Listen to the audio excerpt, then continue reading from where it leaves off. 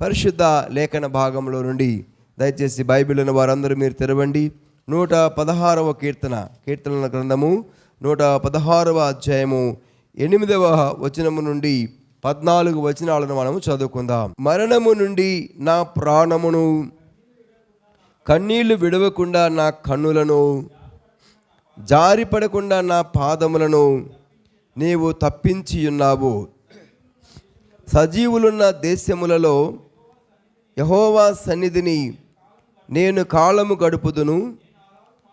నేను అలాగూ మాట్లాడి నమ్మిక ఉంచి తిని, నేను మిగుల బాధపడిన వాడను, నేను తొందరపడిన వాడనై ఏ మనుష్యుడును నమ్మదగిన వాడు కాడనుకొంటిని.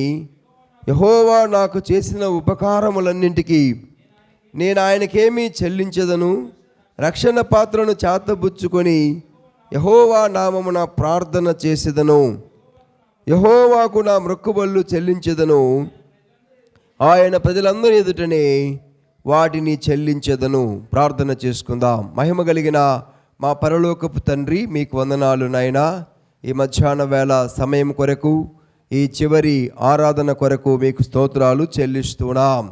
ఈ సంవత్సరపు చివరి ఆరాధన కూటములో ఉండుటకు కూడి వచ్చిన నీ బిడ్డలందరి కొరకు ప్రభువా మీకు వందనాలు. నిజముగా ఎంత గొప్ప కృపో నాయనా.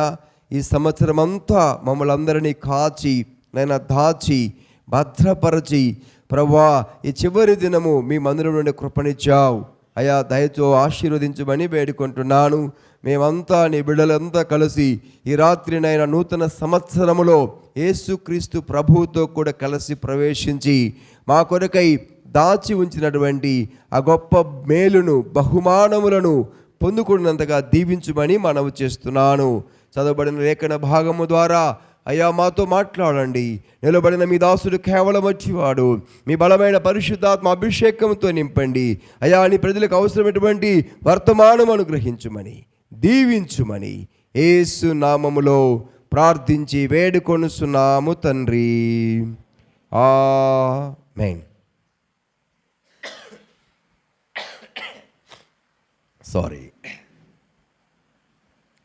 క్రీస్తునందు ప్రియులారా, ఈ రోజు మనం ముందుగా అనుకున్నట్లుగా ఇది 2023వ సంవత్సరపు చివరి రోజు, చివరి దినము.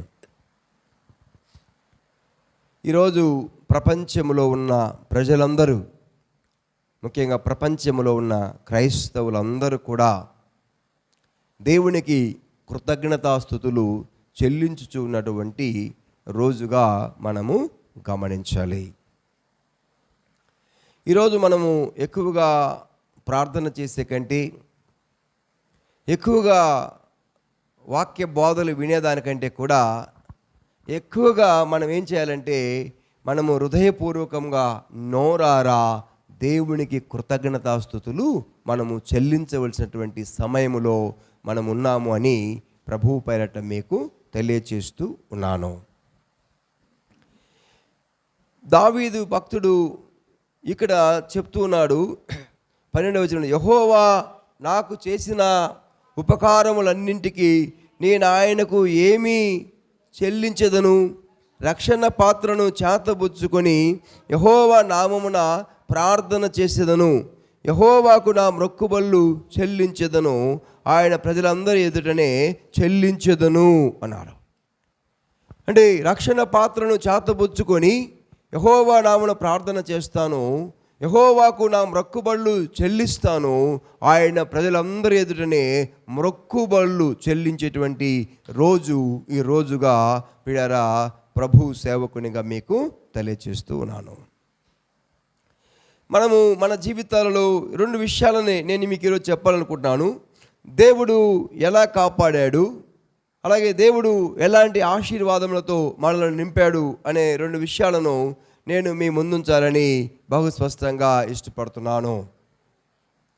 దేవుడు మనల నుండి కోరేది ఏమైనా ఉన్నది అంటే, దేవుడు మన నుండి ఆశించేది ఏమైనా ఉన్నది అంటే, మనము ఆయన చేసినటువంటి మేలులను, ఉపకారములను దేనిని మరచిపోకుండా ఆయనను స్తుతించాలి, ఆయనను ఘనపరచాలి, ఆయనను పొగడాలి, ఆయనను ఆరాధించాలి అని ప్రభు కోరుతూ ఉన్నాడు. నా ప్రాణమా యెహోవాను సన్నుతించుము, నా అంతరంగమున సమస్తమా ఆయన పరిశుద్ధ నామమును సన్నుతించుము. నా ప్రాణమా యెహోవాను సన్నుతించుము, ఆయన చేసిన ఉపకారములలో దేనిని నీవు మరచిపోవద్దు అని దావీదు భక్తుడు తన ప్రాణమునకు తాను చెప్పుకుంటూ ఉన్నాడు. దేవుడు మనము ప్రియులరా పాత నిబంధన గ్రంథములోను కొత్త నిబంధన గ్రంథములోను మనం గమనించినప్పుడు అందరూ కూడా చాలామంది మనకంటే ముందున్నటువంటి గొప్పవారు, దేవుని యందు భయభక్తులు కలిగిన వారు, పిల్లల గొప్ప భక్తి కలిగిన వారు, వారందరూ కూడా చేసినటువంటిది ఏమిటంటే ఆయన చేసిన మేలులను తలంచుకుంటూ ప్రతి మాసములు లేదా ప్రతి సంవత్సరములు పిల్లల వారు దేవునికి కృతజ్ఞత అర్పణలు చెల్లించారు. కృతజ్ఞత బలులను ప్రభువుకు అర్పించినట్లుగా మనం చూస్తున్నాము.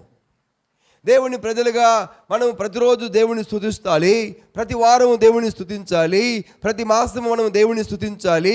అలాగే ప్రతి సంవత్సరము ప్రాముఖ్యంగా పిల్లరా దేవుడు చేసినవన్నీ కూడాను ఏమీ మరిచిపోకుండా ఈ సంవత్సర ప్రారంభము నుండి ఈ సంవత్సరాంతం వరకు దేవుడు వ్యక్తిగతంగా మన జీవితంలో, కుటుంబ జీవితంలో, సంఘ జీవితంలో, ఉద్యోగ జీవితంలో, నువ్వెక్కడ ఉన్నా, ఏ స్థలములో ఉన్నా, నీ ప్రయాణములలో దేవుడు ఎలాంటి భద్రత నీకు ఇచ్చాడో, ఎలాంటి కాపుదల మనకిచ్చాడో వాటిని నెమరు వేసుకుంటూ ప్రియులారా మనము దేవుడిని స్తుతించవలసిన వారమై ఉన్నామని ప్రభువు పేరట మీకు తెలియచేస్తున్నాను. అబ్రహాము దేవుడిని స్తుతించాలనుకున్నప్పుడు ఆయన ఒక బలిపీఠమును కట్టి దేవునికి బలిని అర్పించేవాడు. దేవునికి స్తోత్రం చెప్పండి. Hallelujah. Thanksgiving prayer meeting. ఇస్సాకు బలిపీఠాలు కట్టాడు, యాకోబు బలిపీఠం కట్టాడు, పిల్లరా మోసే కూడా బలిపీఠం కట్టి దేవునికి బలులు అర్పించినట్టుగా మనం చూస్తున్నాము. మోసే భక్తుడు తను మాత్రమే కాదు కానీ సంఘమంతయు దేవునికి ఎలాగ కృతజ్ఞత కలిగి ఉండాలి, ఎలాగ దేవుడిని కనపరచాలి, ఎలాగ దేవుడిని ఆరాధించాలో పిల్లరా అన్నీ కూడా సంఘమునకు స్పష్టముగా తెలియచేశారు. అదే ధర్మశాస్త్రం అన్నాడు. అన్నీ కూడా ధర్మశాస్త్రంలో మనం దేవునిని ఎలా స్తుతించాలి, ఎలా కనపరచాలి, ఆయన చేసిన మేలులను మనం మర్చిపోకుండా ఎలా ఉండాలో అనే విషయాలను స్పష్టంగా చక్కగా దేవుడు మనకు మోసే భక్తుని ద్వారా రాయించాడు. దేవునికి స్తోత్రం చెప్పండి. హల్లెలూయా. మనం పాత నిబంధన ధర్మశాస్త్రంలో పిల్లరా బలులు ఎలా పాప పరిహారార్థ బలులు అని చూస్తాము. అంత మాత్రమే కాదు, కోతకాలపు పండుగ, పెంతుకోస్తు పండుగ, పంటలన్నీ పండిన తర్వాత దేవునికి ఎలా కృతజ్ఞతలు చెల్లించాలి. అలాగే పిల్లరా ఎన్నో విషయాలు మనం గమనించినట్లయితే చక్కగా, చాలా చక్కగా పిల్లరా వాక్యంలో మనకు దేవుడు తన భక్తుల ద్వారా తెలియచేశాడు. తర్వాత దావీదు జీవితంలోకి వచ్చినప్పుడు పిల్లరా దేవుని కొరకై ఎలా కృతజ్ఞత కలిగి జీవించాలి, ఎలా దేవుడిని కనపరచాలో మనం చదువుకున్నాము. ఈ కీర్తన భాగం అంతా కూడా మనకు తెలియజేసేది ఏమిటంటే మనము దేవుని స్తుతించండి, దేవునికి స్తోత్రము గానము చేయుట మంచిది మంచిది మంచిది అని ప్రియులారా చెప్తున్నారు.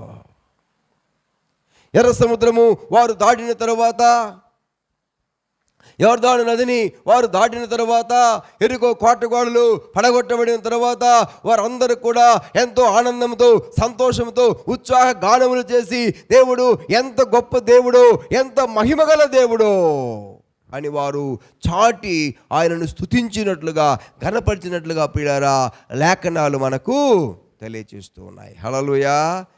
దేవునికి స్తోత్రము గానము చేయుట పిల్లారా చాలా మంచిది మంచిది. కానీ మనం చాలాసార్లు స్తుతి ఆరాధనలో మనము మిస్ అవుతున్నాము.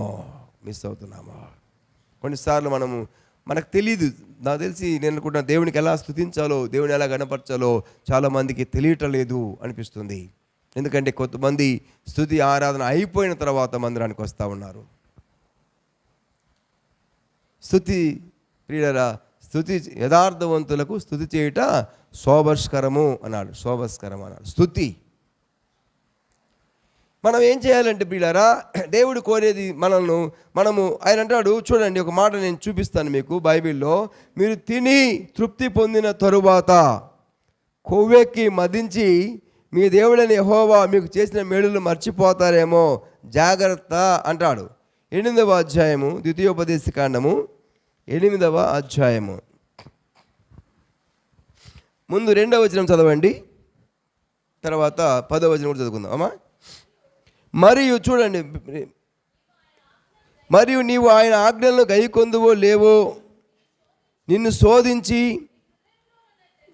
నీ హృదయములో ఉన్నది తెలుసుకొనుటకు నిన్ను అనుచు నిమిత్తము అరణ్యములో ఈ 40 సంవత్సరములు నీ దేవుడైన యెహోవా నిన్ను నడిపించిన మార్గమంతటిని జ్ఞాపకము చేసుకొనుము.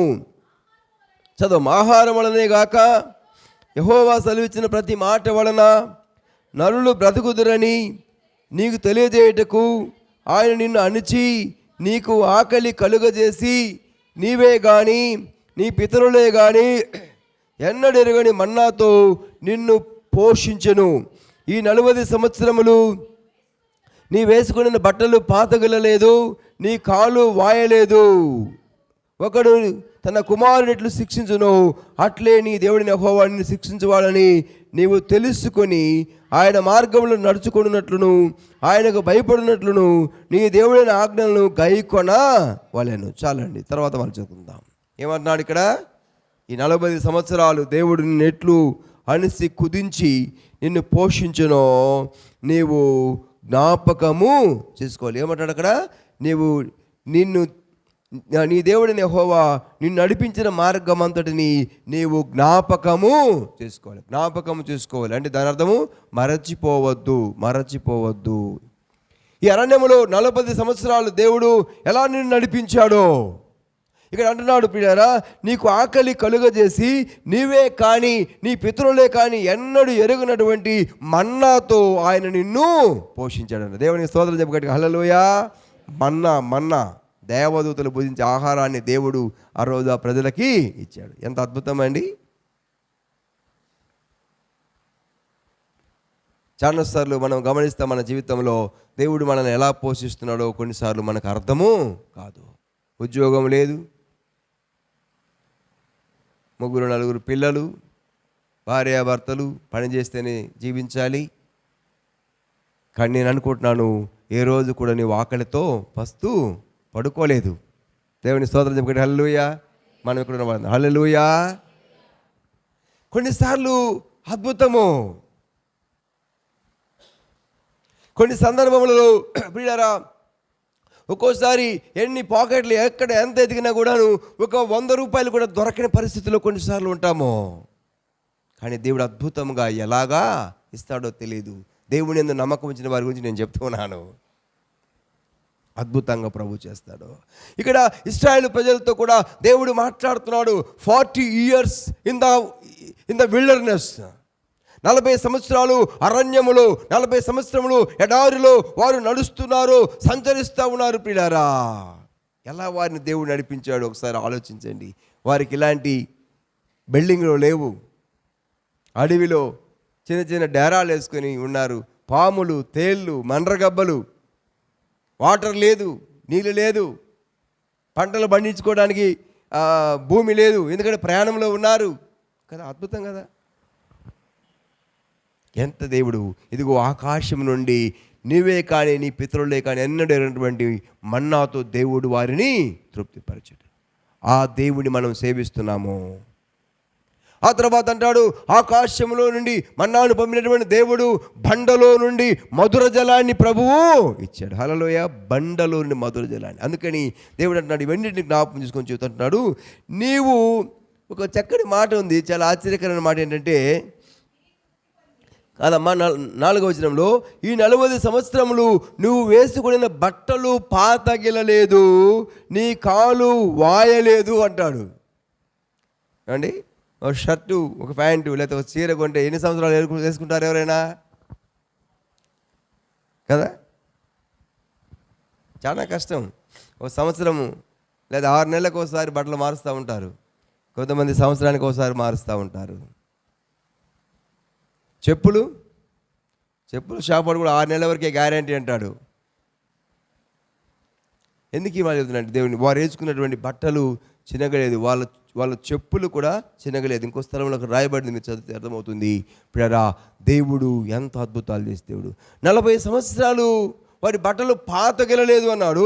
అంత మాత్రమే కాదు ప్రియరా, ఈ మనుషులు 1 సంవత్సరం పుట్టినవాడు 40 సంవత్సరాలకు ఎంత పెద్దవాడు అవుతాడు? బట్టలు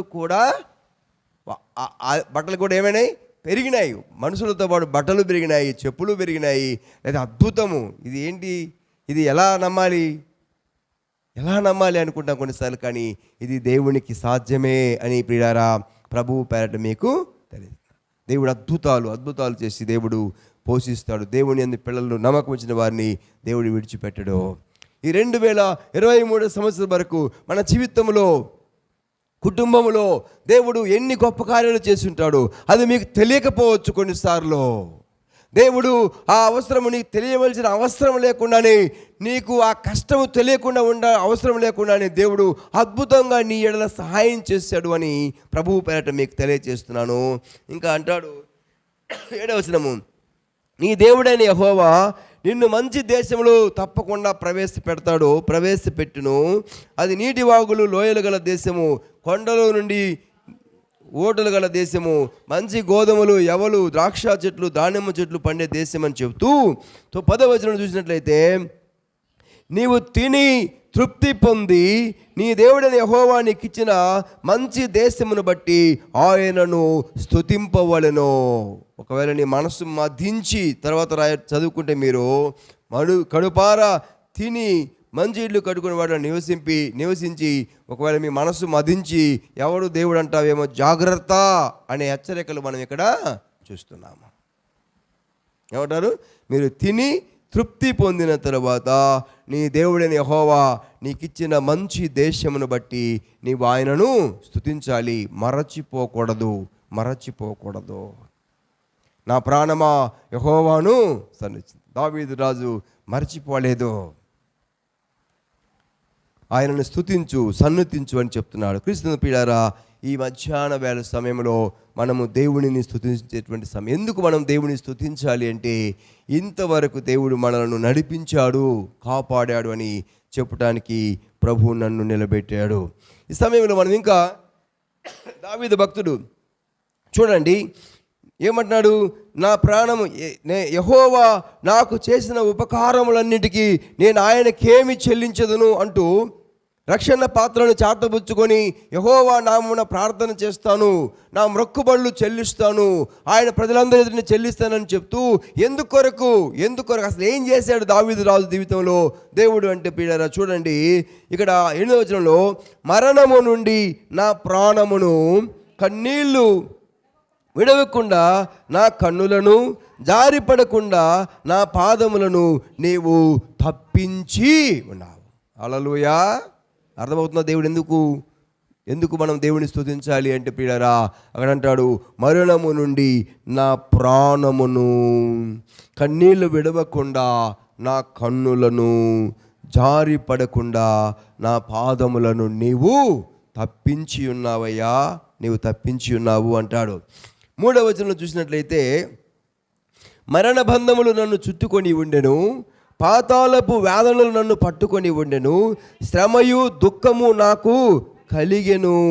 అప్పుడు యెహోవా దయచేసి నా ప్రాణమును విడిపింపుమని నేను యెహోవా నామమును బట్టి నేను మొర్రపెట్టి తిని.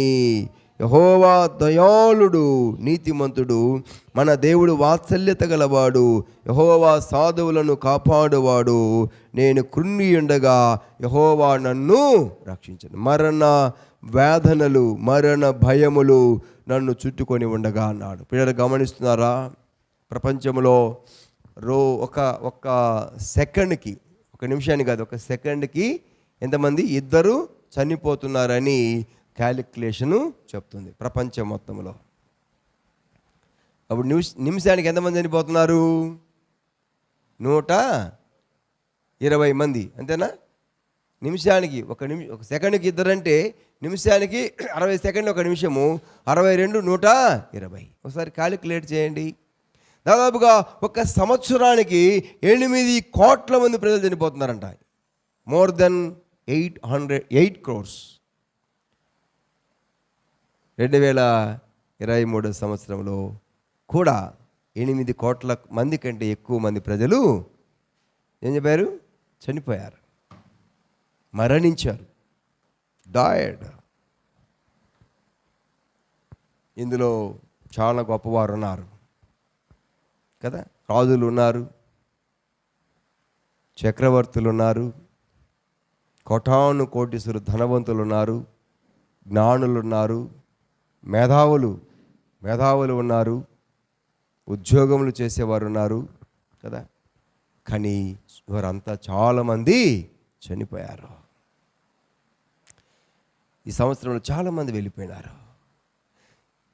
సంవత్సరపు చివరి మాసంలో మేము దాటుతాము, 2024లో ప్రవేశిస్తామని ప్రణాళికలు గీసుకొని, ప్లాన్లు వేసుకొని, ఇదిగో ఈ 2023 సంవత్సరము రాత్రులు మేము అది చేయాలి, ఇది చేయాలి, కొన్ని తీర్మానాలు చేసుకోవాలి. ఇదిగో 24వ సంవత్సరంలో ఆనందంగా ప్రవేశించాలి, కుటుంబంతో కలిసి ప్రవేశించాలి, పిల్లలతో కలిసి సంతోషించాలి, ఆనందించాలని చాలామంది ప్రణాళికలు గీసుకున్నారు ఈ చనిపోయినటువంటి వారిలో.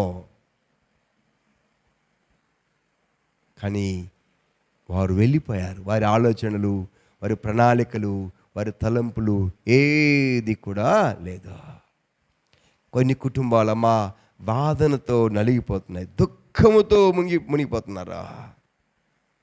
క్రిస్మస్ లేదు, జనవరి లేదు, వాళ్ళకి no happiness in their family lives. Just ఇటీవల ఎన్ని ప్రమాదాలు, ఎన్ని మరణములకు పిల్లరా వయసుతో సంబంధం లేదు, చిన్నపిల్లలని లేదు, యవ్వనస్తులని లేదు, పెద్దవారని లేదు. ఇదిగో మరణము మృంగివేస్తూ ఉంది. ఇదిగో దావీదు భక్తుడు చెప్తున్నాడు, ఇదిగో మరణము నుండి నా ప్రాణమును అయ్యా నువ్వు కాపాడావు ప్రభువా, నీకు వందనాలు దేవా, నీకు స్తోత్రాలు. ఎందుకంటే పిల్లరా మరణము తప్పించుట ప్రభు అయిన యెహోవా వశము. చాలాసార్లు మనం అనుకుంటాం మాకేం పర్వాలేదని. Be careful about this.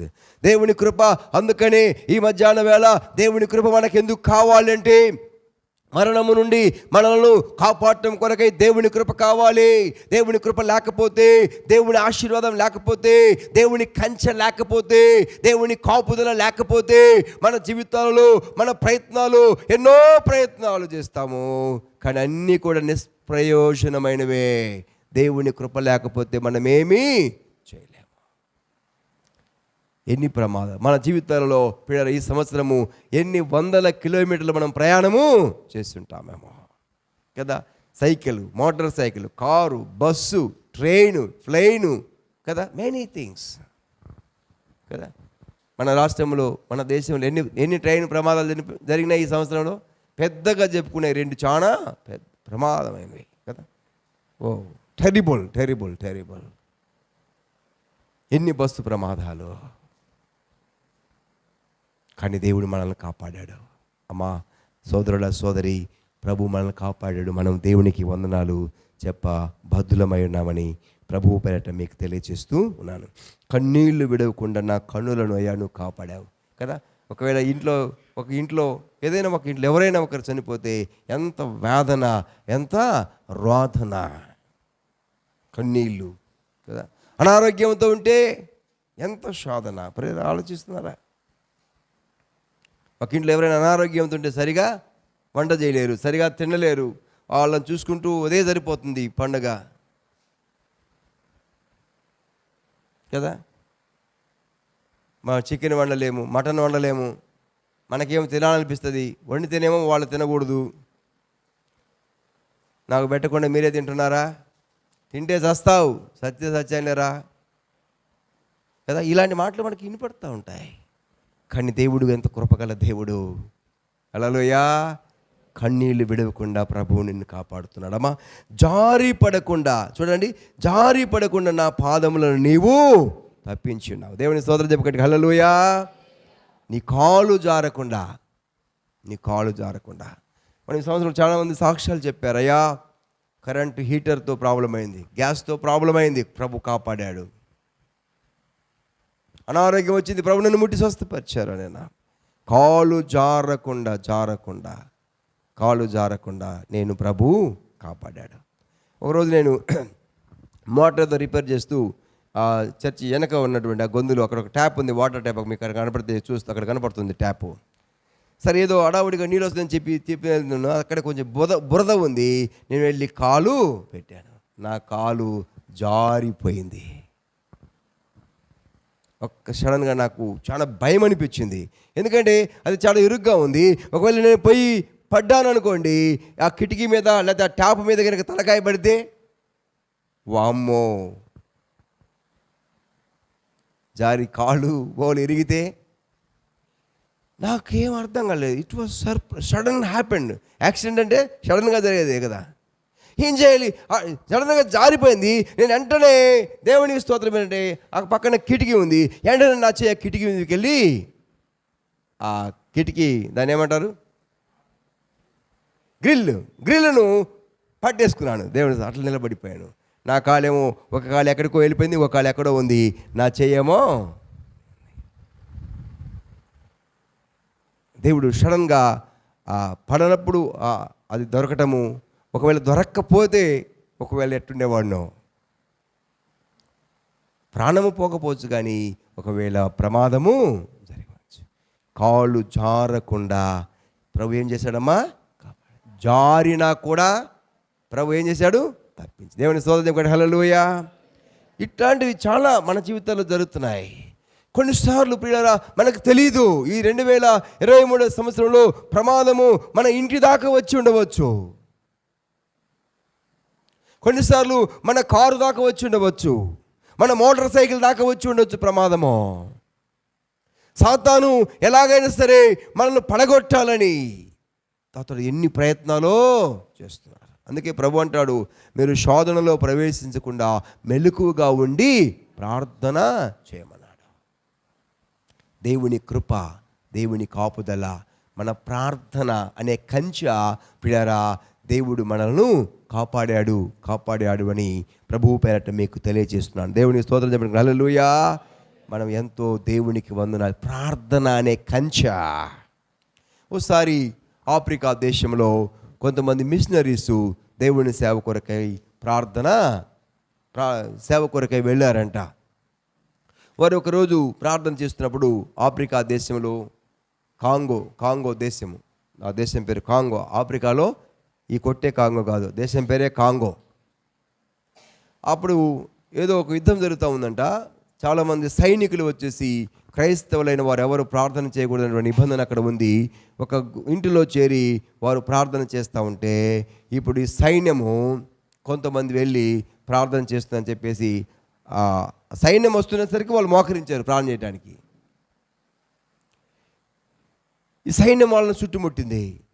వాళ్ళు ఎప్పుడైతే ఆమెనంటారో అప్పుడు ఏం చేయాలి, కాల్చివేయాలని వారు నిలబడి చూశారంట. కొద్దిసేపు అయ్యేసరికి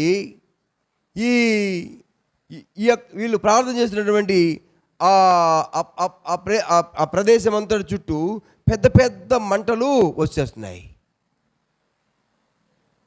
ఏంటి ఈ మంటలేంటి, ఎక్కడి నుంచి వస్తున్నాయని ఆలోచన చేసి వాళ్ళు ఇంటి నుండి బయటకు వచ్చేసరికి ఆ ఇళ్ళంతా కూడా చుట్టూ పెద్ద పెద్ద అగ్ని జ్వాలతో నిండిపోయిందంట. దేవుని స్తోత్రం చెప్పండి, హల్లెలూయా. ఆ ఇల్లు ఆఫ్రికా ఖండంలో మామూలు ఇల్లు, కాలిపోయే ఇల్లులు కదా, జొన్న సొప్పతో కాదు, సొద్ద సొప్పతో కప్పిన ఇల్లులు, లేకపోతే గడ్డితో, బాగా చెప్పాలంటే గడ్డితో కప్పినటువంటి ఇల్లులు అవి. చుట్టూ మంటలు వచ్చేసాయి. ఈ సైన్యానికి అర్థం కాలేదు, ఒరే ఇల్లు కాలిపోతా ఉంది, ఇంట్లో ఉన్నవారు కాలిపోతున్నారు అనుకొని వారంతా పరిగెత్తారంట. ఏమైందో, ఎందుకు వచ్చింది చిక్కు మనకని. వాళ్ళ ఉద్దేశం ఏంటంటే ఆ ప్రార్థించి ఆ కుటుంబము ఆ మంటలో కాలిపోయి ఉంటారులే అనుకున్నారు, ఆ ఇల్లు కూడా కాలిపోతుంది అనుకున్నారు. మంచి పని జరిగింది, మనకు పని, మనం చంపే పని లేకుండా వాళ్ళే చేస్తున్నారని వాళ్ళు పారిపోయినారంట. కానీ మంట మండుతూ ఉన్నది, కానీ ఇల్లు కాలిపోలేదు. ఇప్పుడు గట్టిగా దేవుని స్తోత్రం చెప్పండి, హల్లెలూయా. మోషేకు ఆ పర్వతం మీద కదా, మంట పొద కాలలేదు, పొద కాలుతున్నది కానీ కాలిపోలేదు. వెళ్ళిపోయినారు వాళ్ళంతా. వీళ్ళకేం తెలియలేదు. వీళ్ళు ప్రార్థన చేస్తూ ఉన్నారు. దేవుడు ప్రార్థన చేస్తారు. ఆమేనని చూస్తే ఎవరు కనపడలేదు వాళ్ళకి. సైన్యం వచ్చారు కదా, ఎవరు కనపడలేదు. ఓహో, వెళ్ళిపోయారేమో అనుకున్నారు. దేవునికి వందనాలు చెప్పారు. ఒకరోజు ఈ వాళ్ళ ప్రార్థన అయినాక ఇది జరిగిన తర్వాత ఒక వారం 10 రోజుల తర్వాత ఈ పాస్టర్ గారు ఎక్కడో వెళ్ళి వాక్యం చెప్పడానికి వెళ్ళి వాక్యం చెప్తా ఉన్నారు. ఈ వాక్యం చెబుతుంటే ఈ ఎవరైతే వీళ్ళని చంపడానికి వచ్చారో ఒక సైనికులు, ఆ సైనికులలో ఒకడు ఆ కూటానికి వచ్చాడంట. ఆ కూటానికి వచ్చి ఈ పాస్టర్ గారికి ఈ కుటుంబానికి ఏం జరిగిందో తెలీదు. వచ్చి ఆయన దేవుని వాక్యం చెబుతూ ఉన్నారు. చెప్తూ ఫలానా దినములు మేము ప్రార్థన చేసుకుంటుండగా ఇదిగో సైన్యం వచ్చింది, సైనికులు వచ్చారు, మమ్మల్ని చంపడానికి వచ్చారు, మేమైతే ప్రార్థన చేస్తున్నాము, ఏం జరిగిందో మాకు తెలియదు కానీ సైన్యం వెళ్ళిపోయింది, మమ్మల్ని దేవుడు కాపాడాడు అని సాక్ష్యం ఇస్తూ ఉంటే అయిపోయిన దాకా ఒకటి లేచాడంట. ఆ సైనికులలో నేను ఒకడిని అని చెప్పాడు. దేవుని సోదరు చెప్పండి హల్లెలూయా.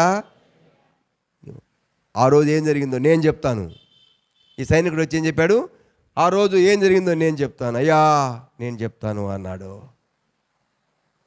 నువ్వు చెప్తావా ఏం జరిగింది? ఇదిగో మీరు ప్రార్థించడానికి మోకరించారు కదా, మీ చుట్టూ అగ్ని మంటలు వచ్చేస్తా ఉన్నాయి పెద్దగా. ఓమో ఏదో పెద్ద మంటలు వచ్చేస్తున్నాయి, కాలిపోతారు అనుకొని మేము బయటికి వచ్చి చూస్తే ఇదిగో ఇల్లు కూడా చుట్టూ అగ్ని మంటలతో నిండుకుపోయింది. మేము ఈ అగ్నిలో మీరు కాలి చనిపోతారనుకున్నాము, మరి ఏం జరిగిందో నాకు తెలియదు, మీరు ఎలా బతుకున్నారు? ఈ సైనికుడి ప్రశ్న ఏంటంటే మీరు ఎలా బ్రతుకున్నారు? ఇలా జరిగిందని చెప్పినప్పుడు అప్పుడు ఆ పాస్టర్ గారికి కూడా అర్థమైంది దేవుడు తన అగ్ని జ్వాలలను అగ్ని కంచె ప్రాకారం వేసి వారిని కాపాడాడన్న సంగతి అప్పుడు అర్థమైంది ఆ పాస్టర్ గారికి. చెప్పండి హల్లెలూయా. అప్పుడు ఆ పాస్టర్ గారు చెప్పారంట, అయ్యా దేవుని కంచె, అగ్ని కంచె కదా. మనము రాజుల గ్రంథము 2వ రాజుల గ్రంథము 5వ అధ్యాయంలో మనం చూస్తాం కదా, 5 అధ్యాయాలు చూస్తాము. మోషే ఇంటి చుట్టూ ఏమన్నాయంట, అగ్ని రథాలు, అగ్ని గుర్రాలను దేవుడు ఉంచాడు. పనివాడు వాటిని చూడలేదు. కానీ ఎలీషా మోషే కాదు, ఎలీషా. చదవండి, మీకు అర్థమవుతుంది. మీకు కొంచెం కన్ఫ్యూజన్లో ఉన్నారు, ఏమనిపిస్తుంది నాకు. హల్లెలూయా. అమ్మా, ఏదనగా నా సేవకుడైనా సరే 6వ అధ్యాయంలో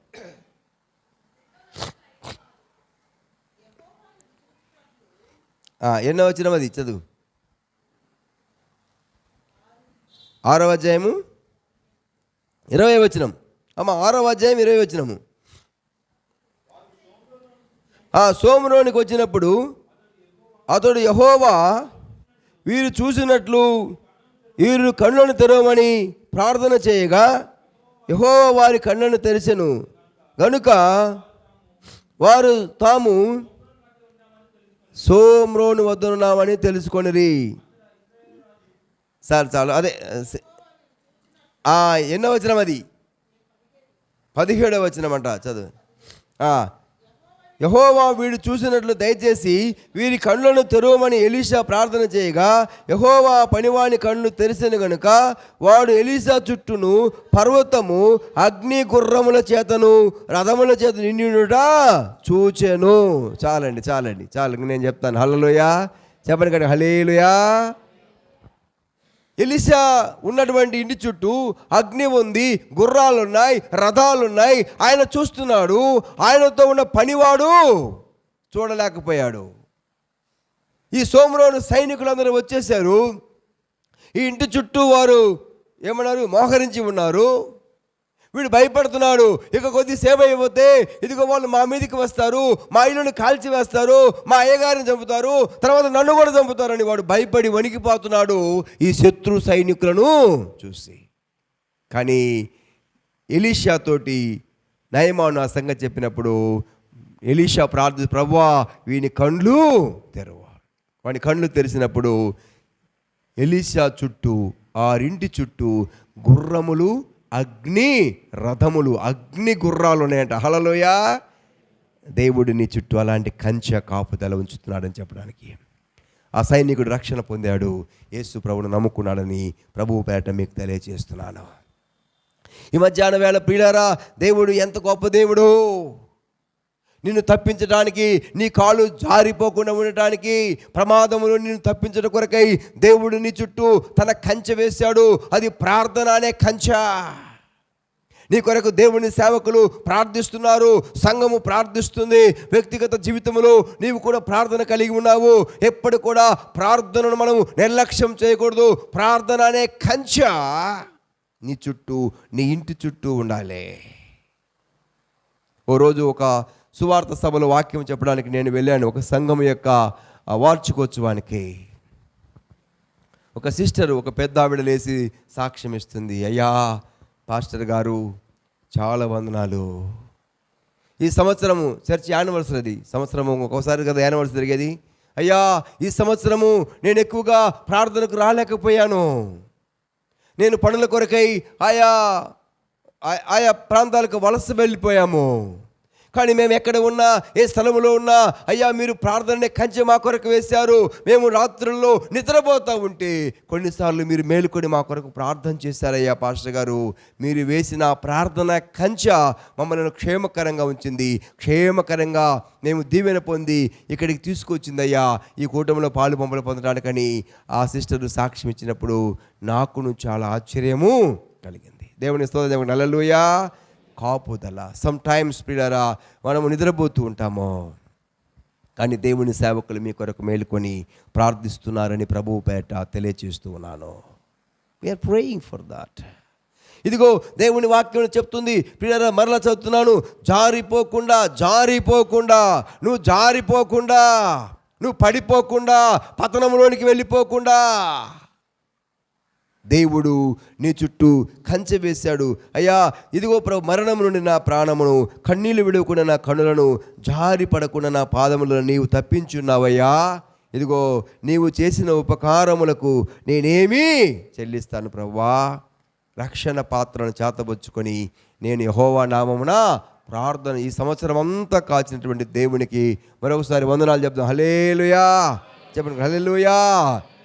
రెండో విషయం, ఈ సంవత్సరము మనల్ని కాపాడటమే కాదు, దేవుడు ఎన్నో ఆశీర్వాదాలతో మనలను ప్రభువు నింపాడు. దావీదు భక్తుడు అదే చెప్తున్నాడు. ఏమంటున్నాడంటే, నా ప్రాణమా యెహోవా చేసిన ఉపకారములలో దేనిని మరచిపోకమన్నాడు. ఏం చేశాడు దావీదు జీవితంలో దేవుడు? ఇదొకటి, కాపాడాడు.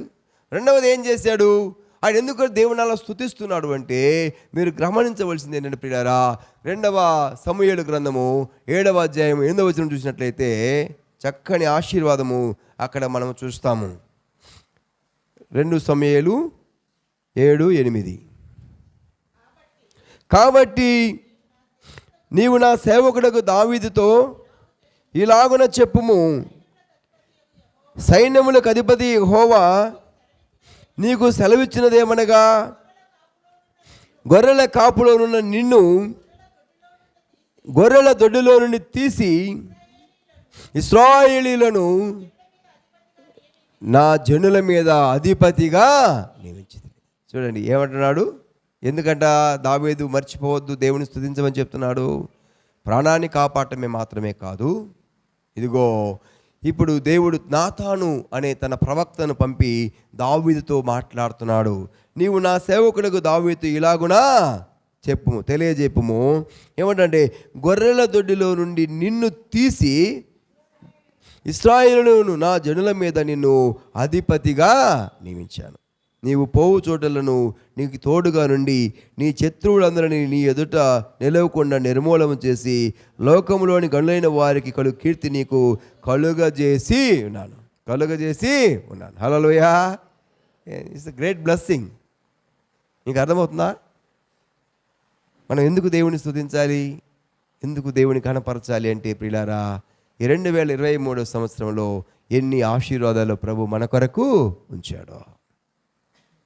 ఓ గొర్రెలు కాసుకున్నటువంటి ఒక అనామకుడిని, బాగా చెప్పాలంటే గొర్రెలు మేసుకునే వాళ్ళు కదా,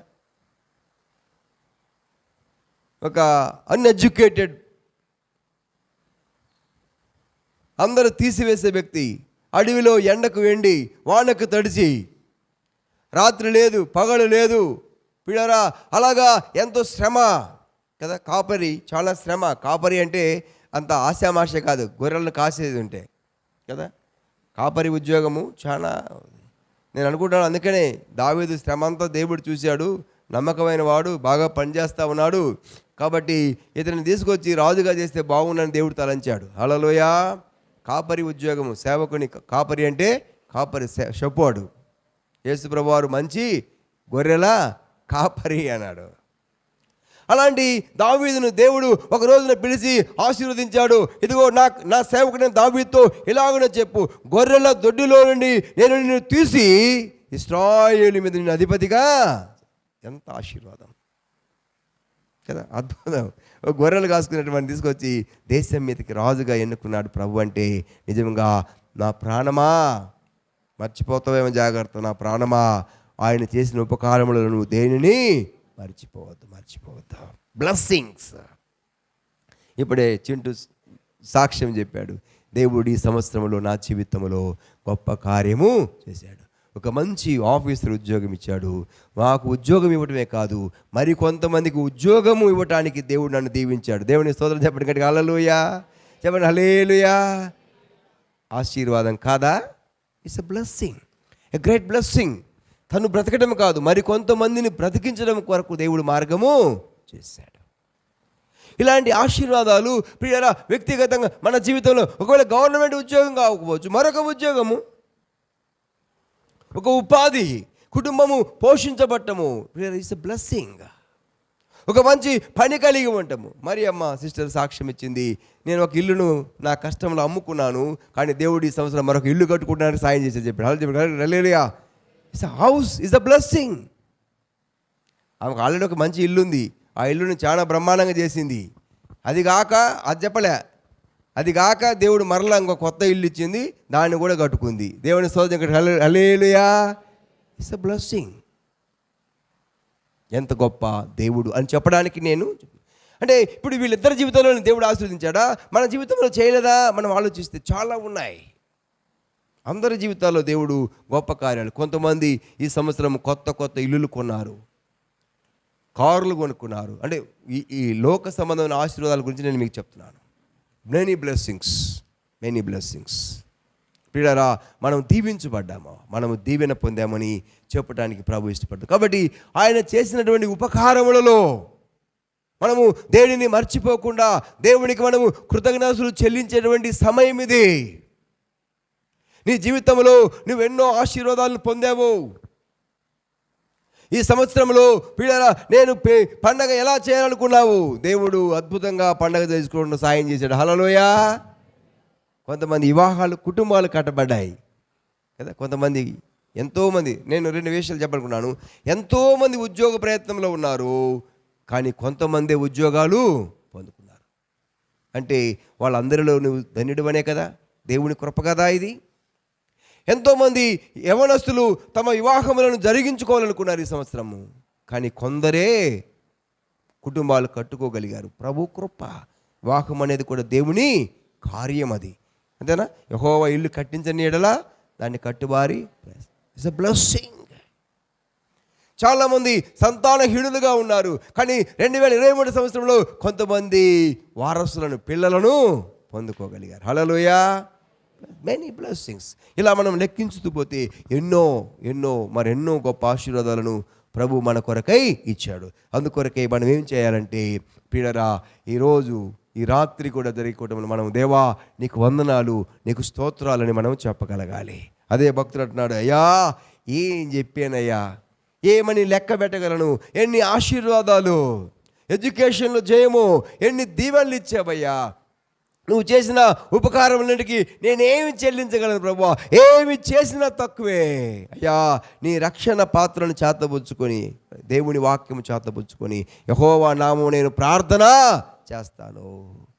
ఇంతకంటే ఏం చేయగలను ప్రభువా? ఇదిగో నా మొక్కుబళ్ళు, నా కానుకలను దేవా మీ సంఘములో, మీ సన్నిధిలో నేను చెల్లిస్తాను ప్రభువా, అయ్యా మీకు వందనాలు అని దావీదు భక్తుడు. మనము కూడా ఆయన చేసిన ఉపకారములలో, మేలులలో దేనిని మరొక మనము సాక్ష్యం ఇచ్చేవారిగా, స్తుతించేవారిగా, గణపరిచేవారిగా, అలాగే దేవుని మహిమ కొరకై ఆయన ఇచ్చినటువంటి దానిలో నుండి కృతజ్ఞత కలిగి మనము మన కానుకలు, మొక్కుబళ్ళు చెల్లిస్తూ ప్రభును స్తుతించాలి అని దేవుడు తెలియజేసింది. కనుక ఆయన చేసిన ఉపకారములలో దేనిని మరొకమా. కాబట్టి ఆ గొప్ప కృపను దేవుడు మీకు ఇవ్వాలని తెలియజేస్తున్నాను. కృతజ్ఞత కలిగి జీవించిన గొప్ప భాగ్యము. కృతజ్ఞత లేని వారు అనేక మంది కూలిపోతున్నారు అని వాక్యం చెబుతుంది. థ్యాంక్లెస్ మనం అలా ఉండకూడదు. థ్యాంక్స్ గివర్స్గా మనం ఉండాలి కదా. థ్యాంక్ఫుల్గా మనం ఉండాలి. కొంతమంది మేలు పొందిన తరువాత పిల్లరా మరిచిపోయేటువంటి వ్యక్తులుగా ఉంటున్నారు. అందుకనే ప్రభు అంటాడు, నువ్వు తిని తృప్తి పొందిన తర్వాత నువ్వు మదించి ఒకవేళ మర్చిపోతావేమో జాగ్రత్త. నువ్వు ఆయనను జ్ఞాపకం చేసుకొని స్తుతించమని వాక్యం చెబుతుంది. మనం అందరం కూడా దేవుని పిల్లలము. ఈరోజు దేవుని మందిరంలో ఉన్నామంటే కృతజ్ఞత కలిగిన వారిగా మనం ఉన్నాము. దేవుడు చూస్తూ ఉన్నాడు. తప్పకుండా మిమ్మల్ని ఆశీర్వదిస్తాడని ఆ కృప ప్రభు మీకు ఇవ్వాలని తెలియజేస్తున్నా మాటలు ముగిస్తున్నాను. దేవుడు మిమ్మల్ని దీవించును గాక. ఆమేన్.